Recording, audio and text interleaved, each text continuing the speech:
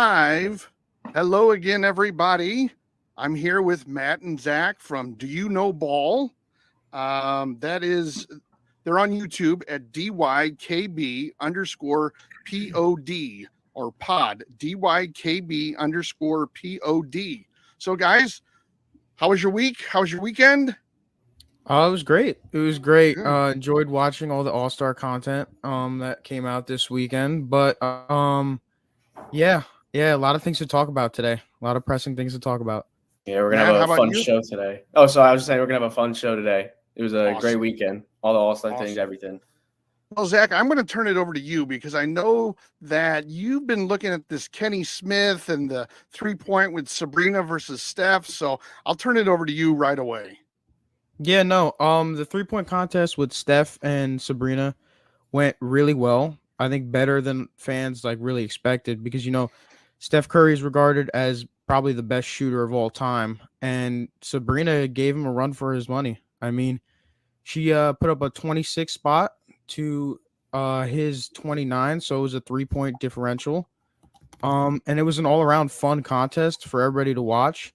But the comments said afterwards by Kenny Smith was really unsettling, and fans had a lot to say about it afterwards. So, and especially Reggie Miller, because Reggie Miller was taken back by the whole statements because he has a sister that played in the WNBA. So he's got some sort of family attachment toward the WNBA as well. But I'm going to read his comments, Miller and Smith's comments back and forth. So immediately after Curry's clutch shots, Smith said she should have shot from the women's line. That would have been a fair contest. And then Miller responded back with, "Why are you putting those boundaries on her? She wanted to shoot from there." Smith then responded with, "She should have shot from the line. There is a women's tee in golf and there is a men's tee for a reason." And then Miller responded with, "According to you, you want her to be playing with dolls." Smith said, "No, I want her to shoot from where you shoot from, and there is nothing wrong with playing with dolls." So again, outlandish statements that took back the NBA with a storm. People at social media went crazy about this. And if Smith has been doing this for so long, you should know better. You know what to say and know what not to say. It was a fun event to watch. There's no need to do that. No need to degrade Ionescu. I mean, she put on a great performance, 26 points. I mean, she would have won. She would have won the men's 3-point contest. So I mean, and she shot from the NBA line. So I mean, for Smith to say that and degrade her talent, it's a bad look for him, and not just him, but the whole board itself. And it was good to see that Reggie Miller was trying to stand up for Sabrina. Well, the one thing I'll say about it is Reggie had the sister Cheryl Miller, who was older than he was. And you guys are a little bit younger than I am, or a lot younger than I am. And Cheryl Miller was a big deal in the 70s and early 80s. I mean, if there was a WNBA, she would have been the ultra superstar of it. I mean, I think she even, there were always talks about her maybe even playing in the NBA, those kinds of things. I mean, she was on a whole different level than any other basketball player that level that played ladies basketball back then. The one thing, so Reggie was very familiar with it. The one thing I'll say is when he makes the comment about the ladies tee in golf, okay, I'm a golf fan, I'm a golf instructor. I had a daughter that was a state qualifier 2 years in a row for golf. And the one thing I'll say is when Michelle Wie and other female golfers, Annika Sorenstam, when they played in a men's tournament, they played from the men's tees. And that's the way that it was. There was no questions. It wasn't, oh, well, Annika and Michelle are going to play no, they played from the men's tees. They signed up, they agreed upon it, and that's what everybody's really saying is she agreed to the distance. Why are you bringing this up? I think Reggie even said it later. Mm-hmm. So it was one of those things. I mean, and he's sort of walked back some of his statements, or he's tried to make it. He said something on Stephen A. Smith, I think, yesterday about dart players and taking a step forward, and it's all muscle memory. But he's in hot water. There's no doubt about that. So Yeah, for sure. I mean, again, like I said, he's been doing this for so long. He should know better on what to say and what not to say. yeah. Every And the here's whole yeah, good. Go ahead. I'm I sorry. was just gonna say, let's see if I can get this. I was just gonna say what he is. If I can find it, yeah. Here. His statements from, I don't know if you can see that, but his statements from Stephen A. Smith, and I'll just read those aloud. Kenny is saying that I think it's much ado about nothing. Most people who know basketball understood what I was talking about. Actually, I was advocating for her more than anything else. He goes into the muscle memory. She practices from one range, but it's not to say that someone can't, take a foot or two back and practice from another range, one or two steps back. So then he goes into the darts, the guy who throws the darts. And if you move him back one step, his accuracy changes. But the funny thing, if you move him one step, his accuracy changes. He's trying to not make light of the situation, but he's trying to get himself out of hot water. In essence, it was a statement that he should have said as soon as he went to the ladies' tees. I just think that he was dead wrong. He was just inexplicably wrong about that, because she signed up to be in that competition. She knew what range she had to play from, and she did one heck of a job. I mean, let's face it, her score alone was not a guarantee that Steph was going to beat her. It wasn't like she scored 14 or some weird number that was much lower. I mean, she scored what you said Damian Lillard scored to win in the final round. So it was one of those things that I thought was, it was a dumb thing to say. So anyway. Yeah. All right. It was really stupid. All right. Moving on now to the All-Star game itself.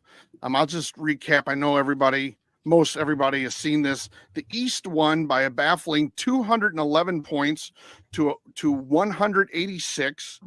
Damian Lillard scored 39 points, which, when you think about it, it was still in the 30s. I mean, someone could have scored 80 points.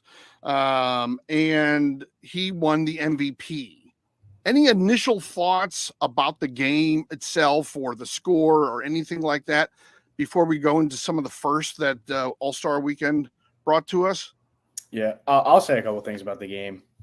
So it's been a constant theme as of late that the NBA All-Star game has just kind of been nothing, right? This was the first year in a couple years that they reverted back to the old format in East versus West. Past couple of years, they've been doing the draft, which is kind of fun, but it's just another thing for them to televise, maybe make some money off of it.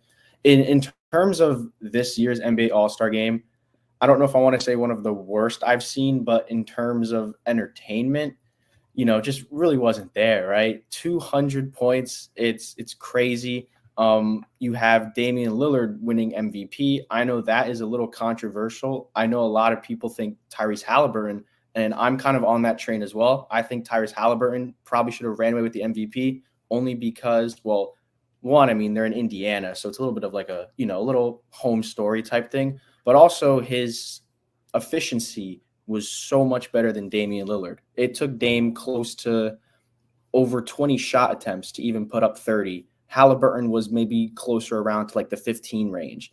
It was just insane, and I definitely think Tyrese Halliburton was robbed of the All-Star Game MVP. But then looking on the other side, on the Western Conference, Karl Anthony Towns, 50 points. If the West pulled out with the win, he undoubtedly would have been the MVP. And I think it shocked a lot of people, myself included, that the East came out on top in this one, because you just look at the talent between the two rosters.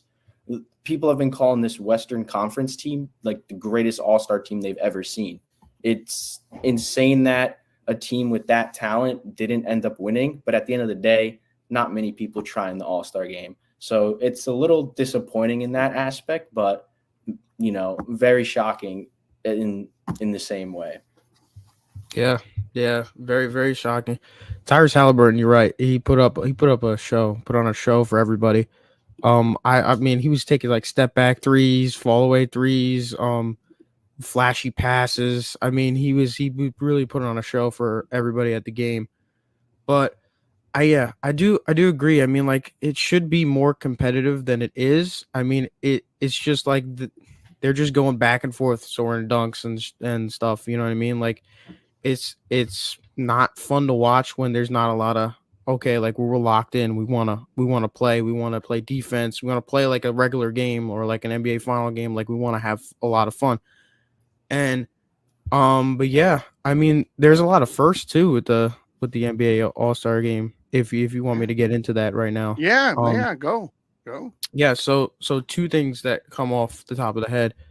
Damian Lillard was the first person to win the 3-point contest and win All-Star MVP in the same weekend. That's never been done before. Also for the West, you mentioned the stacked lineup, this is probably the best team we've ever seen for the West talent-wise. KD, Curry, and LeBron, I think this is the first time they have been on the same All-Star team ever, and which is wild to see. But I know it's been kind of weird with the draft and stuff. So obviously the past couple of years, they haven't really gotten a chance because KD's been the captain a year and LeBron's been a captain, and they haven't obviously gotten a chance to. But yeah, it was really interesting to see. And you know what, Matt? I think you predicted KD, right, to be the MVP. I did, because I thought the West was going to run away with it. And yeah, I honestly, if I thought the East was going to win, I wouldn't have guessed Damian Lillard either, to be fair. I would have probably had Jason Tatum back-to-back. Wow. Okay. Yeah. I mean, yeah. It's there's not much to be said other than I wish it was more competitive and a lot more fun to watch. Well, two things about it, and the first one is sort of a question, and I'm not going to ask it to embarrass anyone, but there is one other player in NBA history that won the game MVP and another award. He won the dunk contest, and it was in 1988. Any ideas who it might be? 88? 88. It's pretty obvious. Michael Jordan. Michael Yeah. Jordan. Jordan. So Lillard joined Jordan in so much as they won MVP and one of the other contests over the weekend. I just actually learned that. I was doing a little research just before the show and I saw that.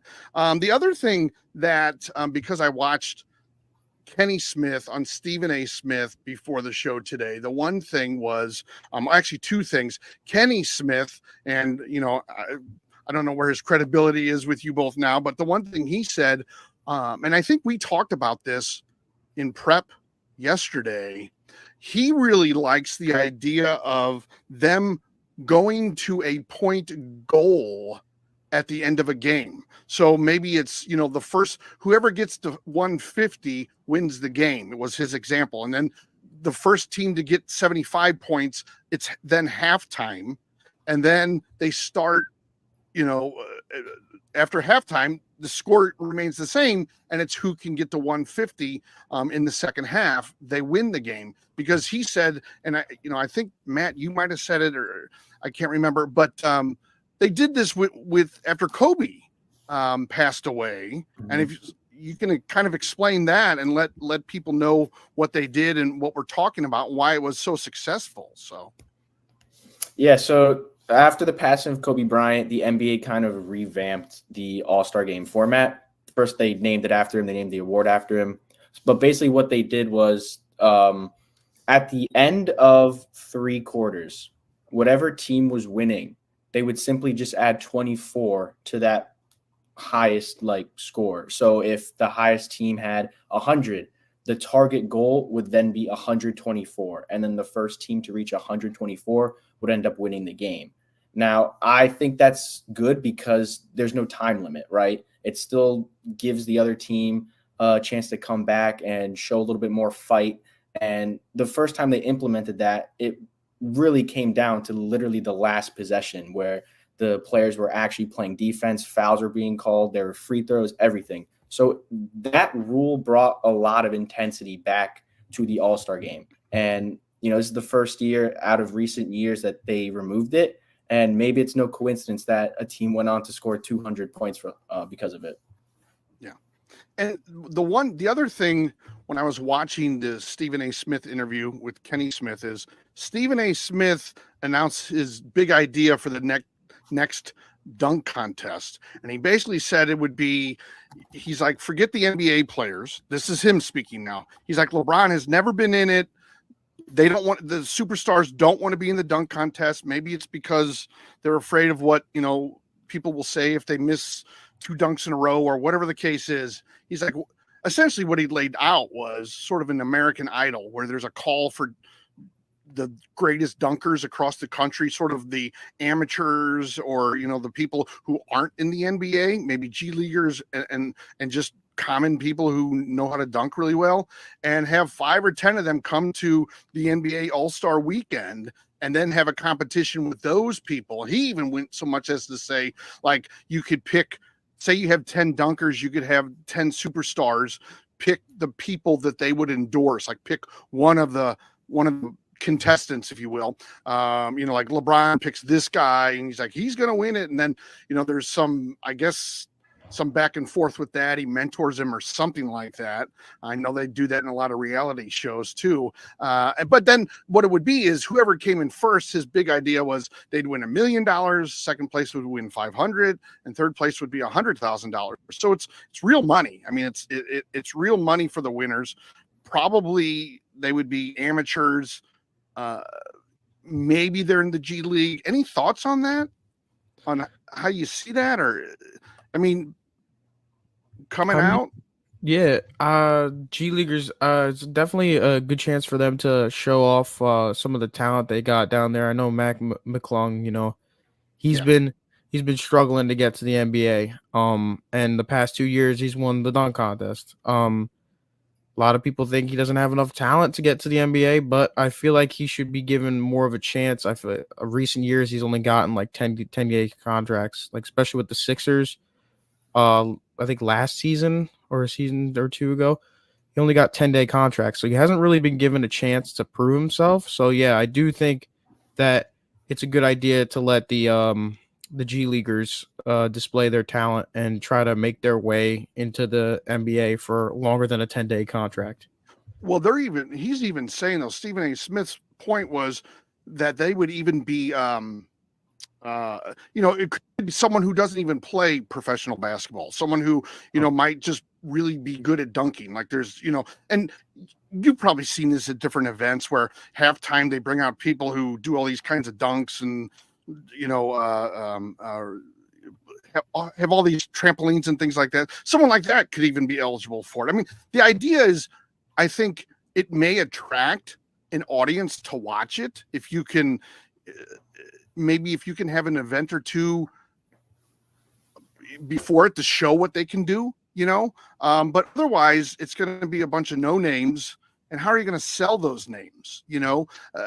I think the idea is good. It's almost like it's its own show in a way, like a NBA American dunker or something like that, but I just don't know if it'll bring the viewership. And that's the one thing.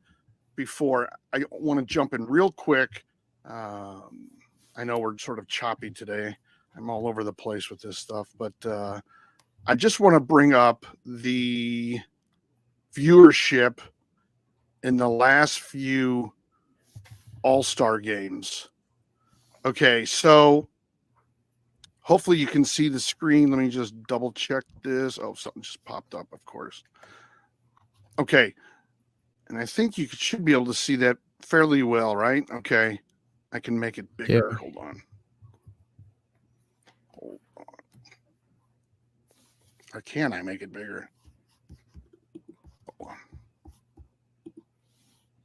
There. Okay. So this year, for the game itself, there was 5.5 million people viewing it. Last year it was almost 1 million less. Okay. The Saturday night events obviously, because it's not the game, but there's other things going on, like all of these competitions we're talking about. There was a fairly good number, 4.6 million shares opposed to 3.4 last year. But if you look at 2020, you see a much bigger number for all of the events.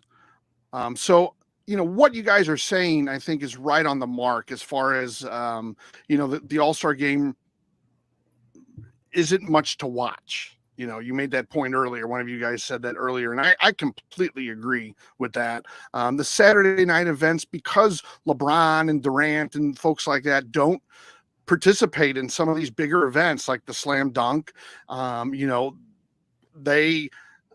people aren't viewing it. They're not tuning in for some of those things, as well as even the 3-point contest. I mean, Damian Lillard is a great player. He's one of the top players in the NBA, but you almost have to be an NBA, maybe not an aficionado, but pretty close to it to know that he's any good. I mean, he's not a household name in any stretch of the imagination. Yeah.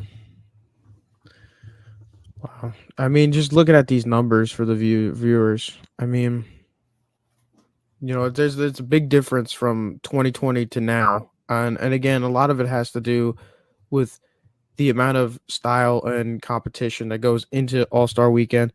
And, it's funny you mentioned the dunk contest too, because I think Jaylen Brown got a lot of backlash for the dunk contest. He even got booed on a dunk. I think he dunked over Kai Cenat, who was sitting on a chair, and Kai's like 5'6". He's like our height, 5'3", something like that. And it was just a lame dunk, like, and he got booed for it. He got reprimanded for it. So he really, it's good to have a star in the dunk contest, but he really, I don't know how good of he really didn't do too well of a job in the dunk contest, representing like a big name star. Yeah. So yeah, I mean, I think that is sort of the problem with the dunk contest now, is they don't have as big as stars, and it's sort of the chicken or the egg. And why don't they? Well, the stars don't want to get booed. They don't want to. Maybe they're not the most creative dunk artists there ever were, and they don't want to get booed. And I kind of see that. I mean, I kind of understand that in many ways. I don't think, you're supposed to be a superstar within the league. The last thing you want to do is hear the boos from the fans or get a lot of criticism, especially on social media. And let's face it, social media can be really, really intense. You can get a lot of negativity from social media, and they don't want that either. So it's one of those things. Yeah. Also, like, one thing about All-Star Weekend, what's stopping the NBA from doing what the NHL does for the All-Star game? And for those that don't know, the NHL, I believe, splits it like not just one game, rather they do 4 teams, but each team is a division, right? So they kind of had a draft for the NBA, they used to, right, for like the All-Star games. What's stopping them from the four top vote getters? They each draft a team based off the pool, and you kind of have like knockouts. So it's a little bit more competitive, right? So you're in a tournament rather than there's just one singular game where it doesn't really mean anything. I think that could be something. And I know a lot of people want to add a one-on-one tournament to the NBA All-Star Weekend. That, I think, would 100% be the main attraction. But I can't see any NBA player honestly agreeing to do that, simply just for the sole factor I don't think they want to lose in front of like the cameras, in front of all the fans, especially like you said, we're now in the era of social media, and a loss is really it would not end well for any of the players, especially a big name player. Well, the one thing that I was thinking about, and it's funny you were talking about one-on-one, the one thing I was thinking about is why not have a 3-on-3 competition? Maybe not full 5. Maybe it's not even the conferences. The one thing about the hockey, and I went to a hockey all-star game right before COVID.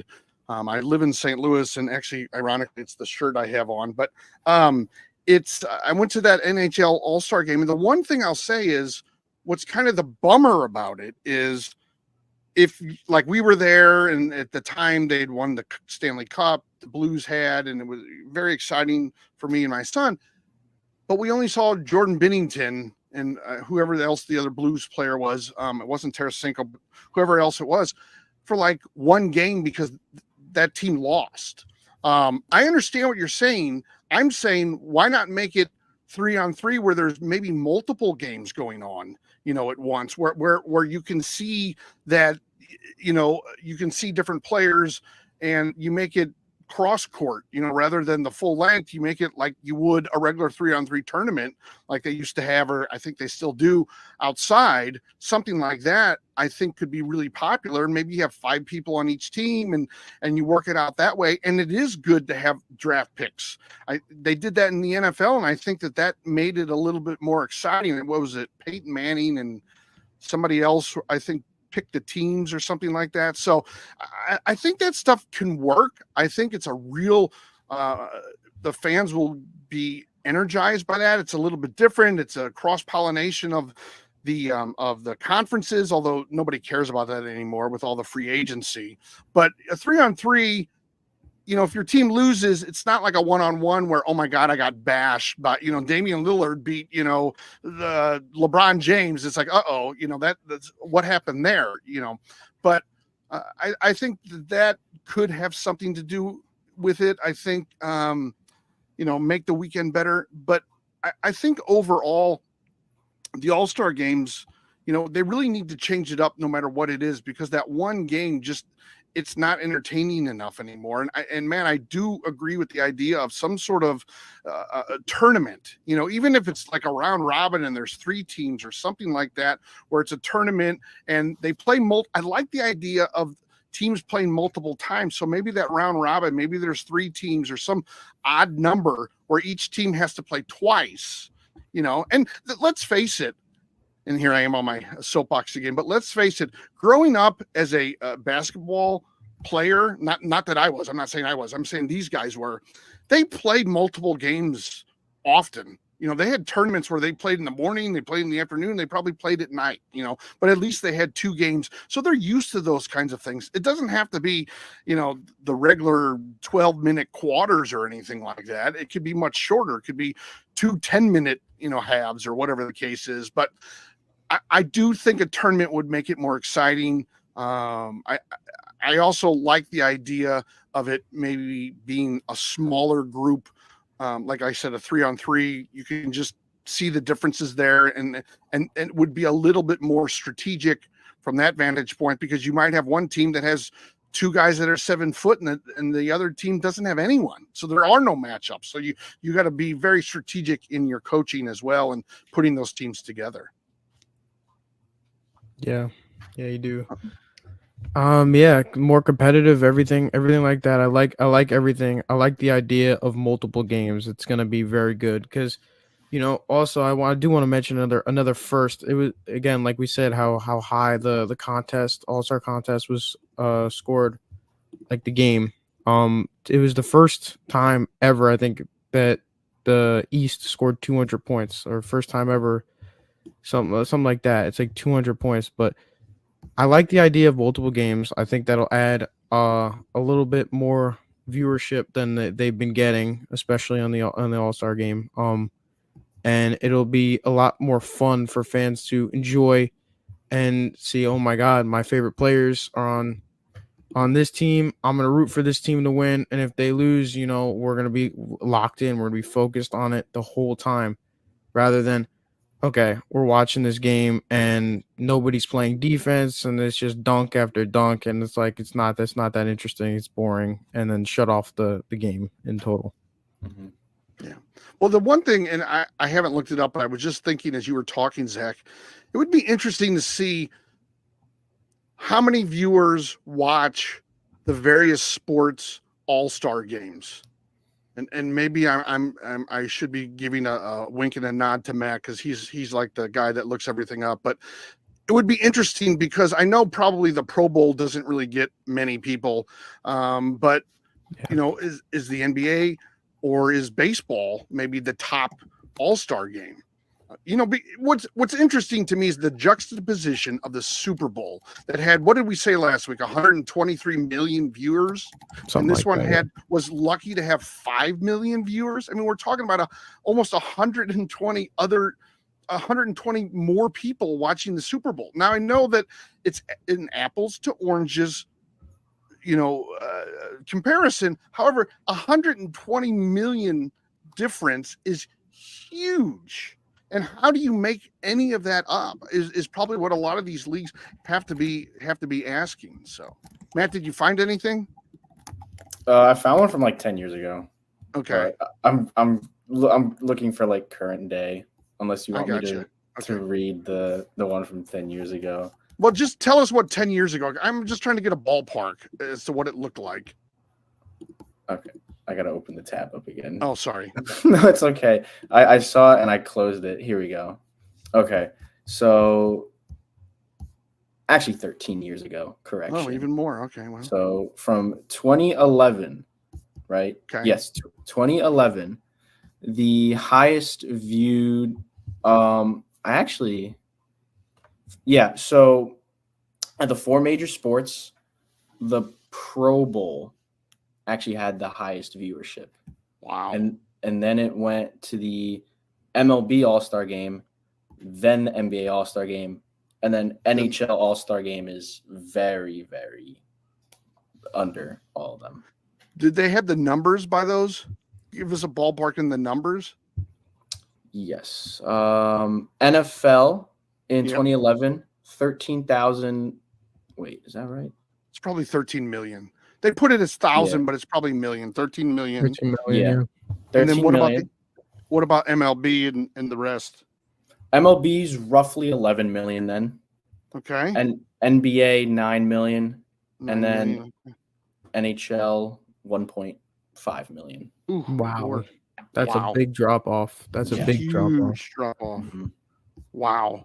Yeah. Between third and fourth place, it's 7.5 million difference, and between first and third, it's only 4 million. That's pretty crazy. Yeah. But the one thing about it is the NHL changed to the format, Matt, you're talking about, where it's multiple teams because they knew they had to make a change.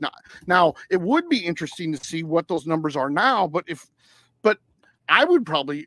my guess is the Pro Bowl's actually gone down because now it's a flag football game. I think back then, like in 2011, I think you could still bet on the Pro Bowl.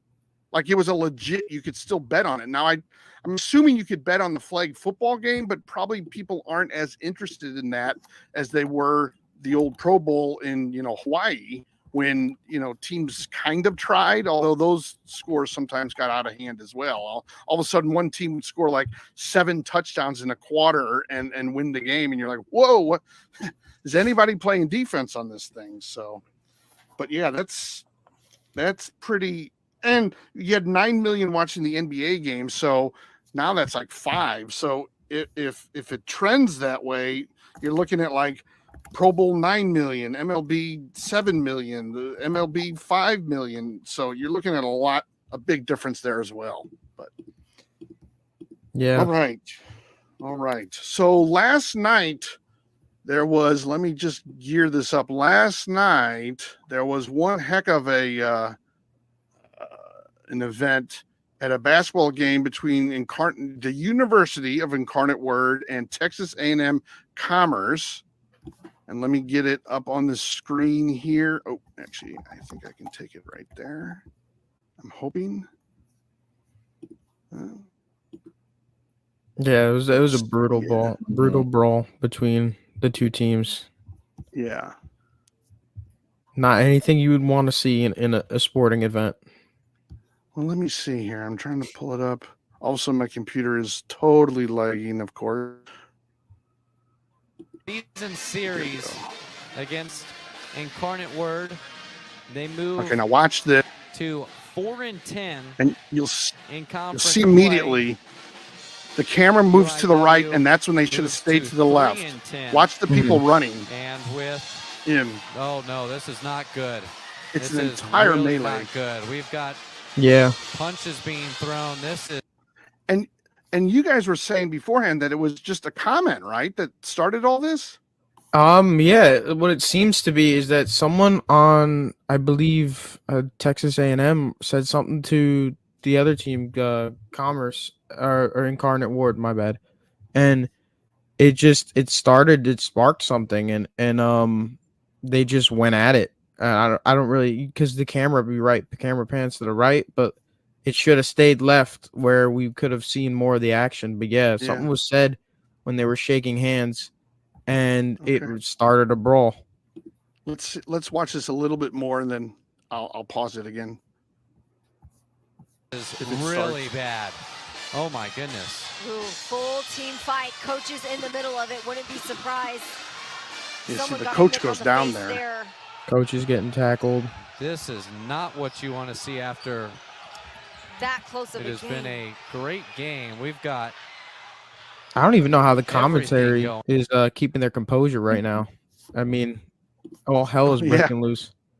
Exactly. And then what's interesting is the fight then, as they just showed, sort of moved to what would be our left and closer to the camera. So something obviously, I don't know if it was a player, or I'm thinking, I haven't heard much about this fight with fans, but it almost moved that way, that it was a fan or somebody sort of sitting closer to the camera.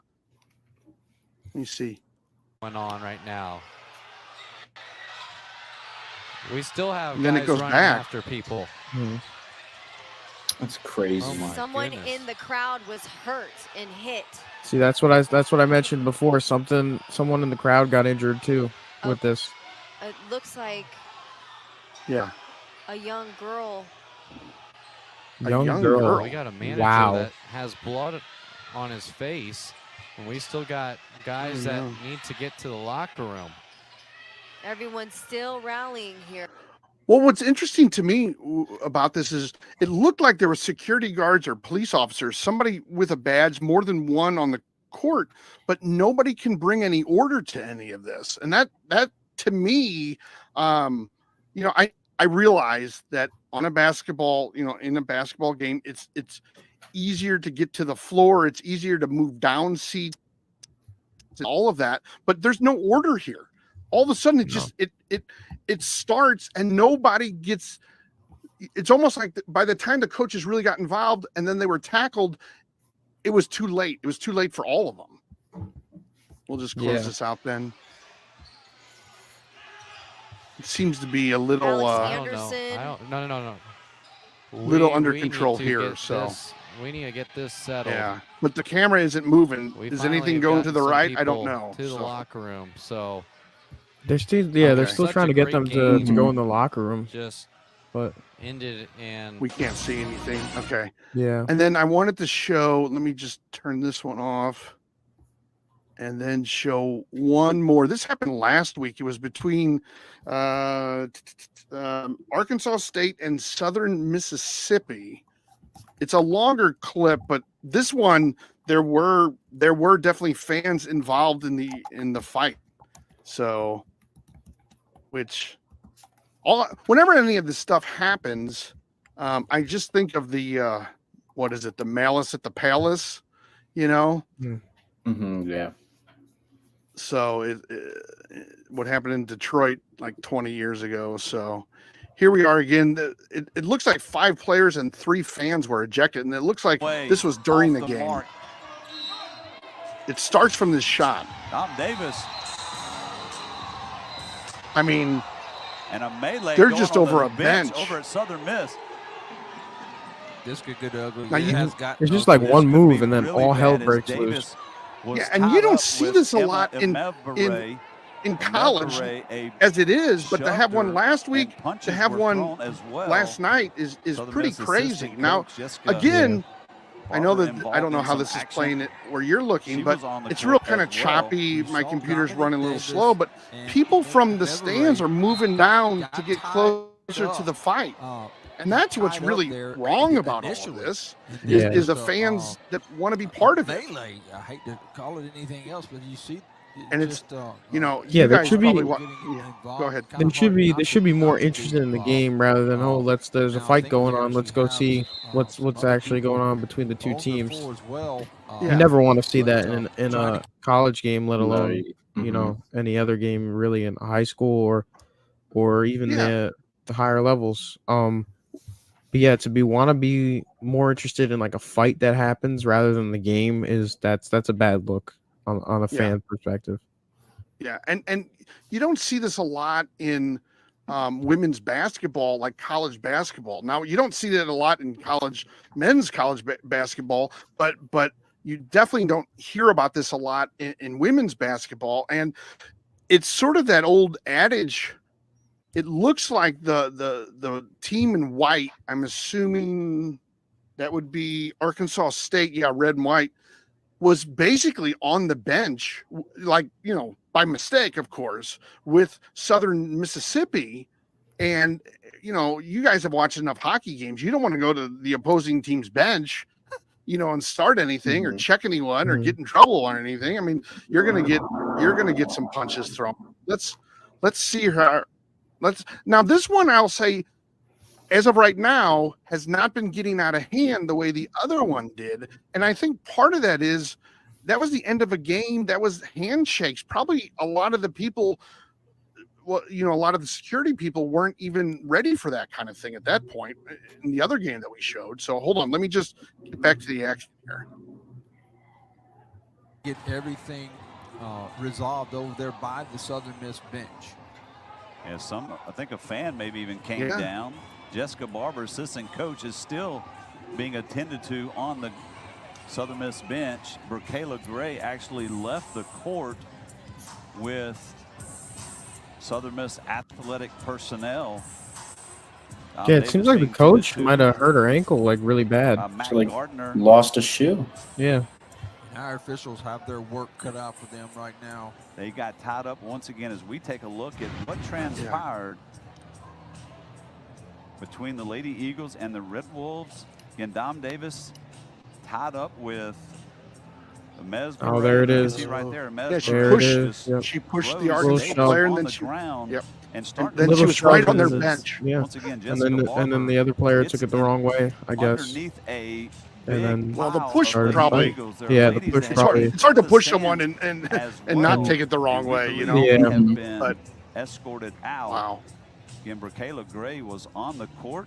What's interesting too is She had when I walked off was the court under downloading supervision this with video, the athletic I realized that personnel both of these for teams had Southern like Miss 13 as and 10 well. records, and they Let's both just were hope 6 and that 6. one, I'm assuming Brokayla it's Gray is conference okay, play. Jessica I'm Barber not is as familiar okay, with and that Arkansas State the and Southern officials Miss, get this one squared but I'm away. assuming It it's has been a conference play just very, because of the very time good of game. year. You can see Amev There's the Rodriguez, push. Oh, Davis a little There's bit of more a of a shove, push, and then yeah. she shoved her That's a Yeah. better big angle. It was like, time, and punches yeah, she started pushed to her throw. twice, Unfortunately, right? coaches Or she Yeah, pushed and somebody. involved The coach underneath went the down. action. Coach Jack Trosper She holding went pretty back down pretty Dom bad. Davis. Officials pulling players away. Brokayla Gray looked like she had been maybe hit in the head with some sort.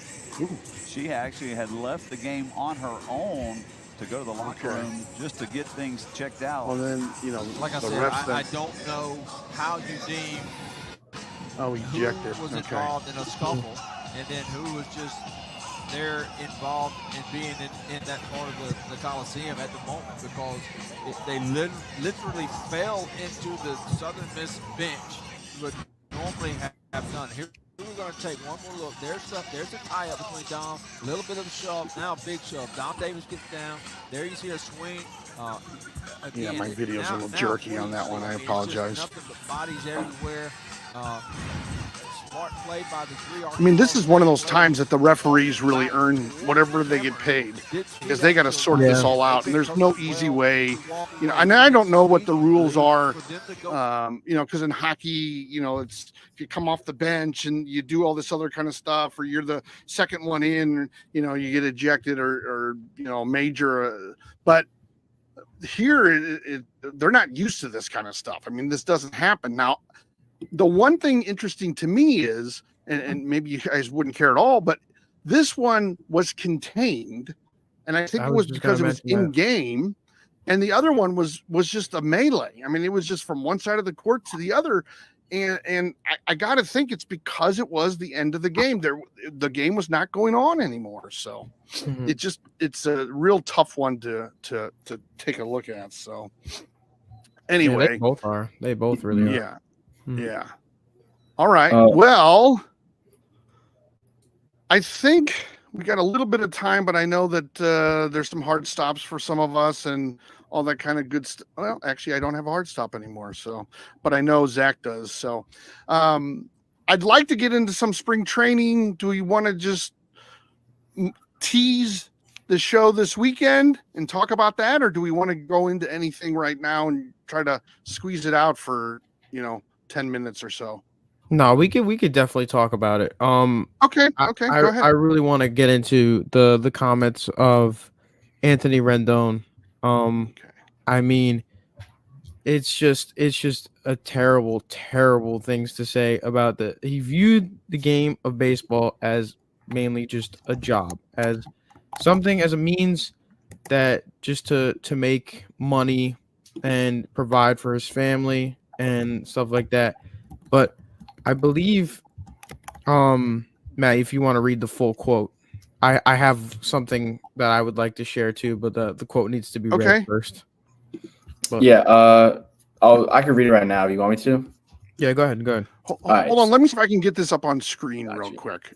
Just real quick. Just give me like 2 seconds, and hopefully I can. But like I said, my computer has not been as quick as it should. Okay, screen share. Let's see. Is it going to give it to me? Window, no. Entire screen. I don't really want to. Chrome tab. Let me. Yeah, we have the quote from Anthony Rendon, and then I have a fan perspective of what he said. Yeah. Now, obviously, I have a little stat about Rendon too that I'll say after. Okay. And let me see. Especially with the things he mentioned and stated, I get how family and faith do come before baseball and everything, but it's not just a job. It's your profession. It's something you should love going to and something you should love doing on a daily basis. And there's this tweet that I have pulled up goes more in depth on how a fan may look at the things that Rendon said. But yeah, are you able to see this on screen? No. Okay, then just read it. I don't know. It's not working for me right now, so I apologize. Yeah, go ahead, Matt. All right, so just some context. A reporter at spring training asked Rendon a couple questions. There was a whole interview, but I'm just going to read the important part. Reporter asks, "Is baseball still a top priority for you?" Rendon responds, "It's never been a top priority for me. This is a job. I do this to make a living. My faith, my family come first before this job. So if those things come before it, I'm leaving." And then they ask again, "Is it a priority?" And then he says, "Oh, it's a priority for sure because it's my job. I'm here, aren't I?" Yeah. And funny enough, Rendon has, I believe, played 4 years for the Angels now. He's only played 200 career games for them. That's it. Yeah, that's a wild stat. But I do want to read something from a fan's perspective. Now, this guy, I'll say his Twitter. It's Dan Clark. He's viewing this as Anthony Rendon Clown of the Week. And it's the stuff he says, I agree with 100%. He says millions of people around the world dream of doing what you do and all that comes with it. Be humble, be thankful, and at least show some sort of appreciation. Show fans you care. I think your attitude sucks. So then again, like that's great. From him to view that and actually write something like that. But yeah, I mean, it's just a whole sort of mess that Anthony Rendon has created for himself, and now he's just got to live with it.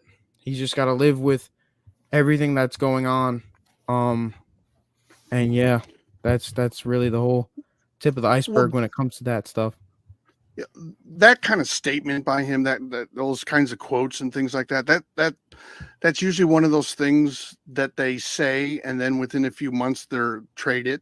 I mean, or they go to a few games and they get booed, and then it keeps going on. And the team ends up not being too happy about it. Yeah, he didn't say the right thing. I mean, there's other ways to say that. That's your job. We get it. We know that that's your job. We know that family is very important. We know that your faith is very important. We understand that. That's many major leaguers have the same types of messages, but what's different about it than us and the players is, they're making millions of dollars, and they are a celebrity, and they can sometimes be, somebody, some kid's hero, or kids are fans of them, or they learn from them. So yeah, it's a very short-sighted comment completely, and something I actually haven't heard, and maybe you guys have, but I haven't heard a lot about it. I haven't heard I hear more about this Kenny Smith stuff than I do about, Anthony Rendon, but I think at the end of the day, it's one of those kinds of statements that gets you traded, number one. And number two, Matt, you brought something up, and it's really interesting to me, is he's been there 4 years and he's played 200 games. Guys, if you do the math, and I'm sure you have, that's 50 games a year. Last time I checked, they played 162. So this is somebody who's he's not even playing half a season on average, where he's at.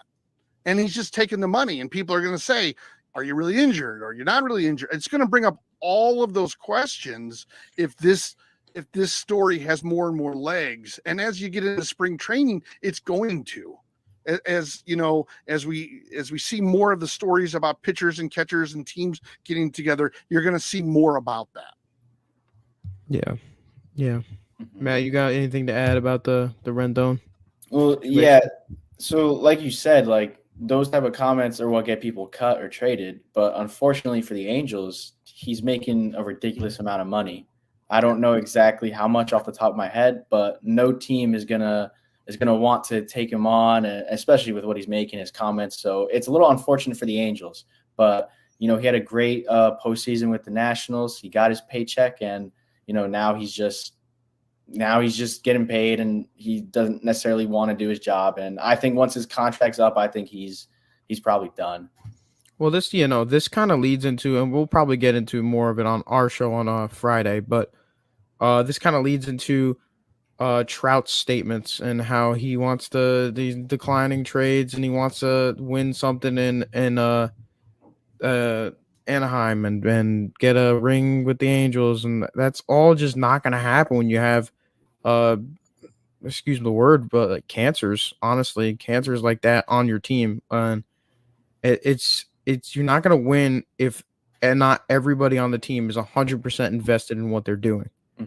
And if you're viewing it as just a job, just as a means to make money, that's a terrible look. It's more than that. There's people that wish they could be in your shoes, especially, I know, since me and Matt are like such big baseball guys too, we wish we had the opportunity to play in the MLB, but things don't go like that for just anyone. You have to put in a lot of time and effort, and he did that, and he was viewed as a top third baseman when he was on the Nationals.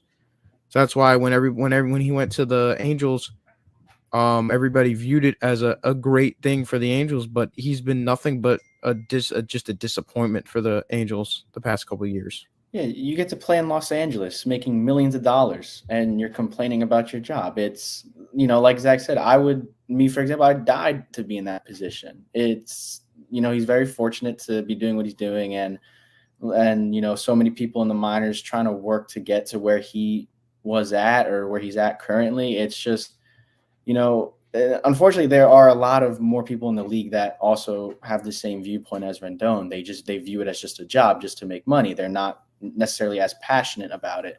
But Rendon is just the one that's just publicly announcing it, and it's not a great look at all. Well, the one thing I'll say about it is, and I'm just kind of throwing this out there, is, and I know we're pressed for a little bit of time, but I just want to say maybe he's saying something that a lot of players say or feel, and maybe they say it in the locker room, because there's always been players that I can remember. The one that comes to mind, maybe I'm a little off on this, is Dave Winfield. He took a big pay raise to go play for the Yankees. Jack Clark, who played for the Cardinals, and then I believe signed a big deal with Boston back in the 80s and things like that. There's always been sort of these guys that have done these things. And it's interesting because I believe it was one time I ran into Jack Clark and I was talking to him, and he said that, not re-signing with the Cardinals was probably a huge mistake by him because he was beloved here for a variety of reasons. He had a big home run to beat the Dodgers in the NLCS. And so I guess what I'm saying is maybe though more players feel this way, they just don't say it. Yeah. No, definitely.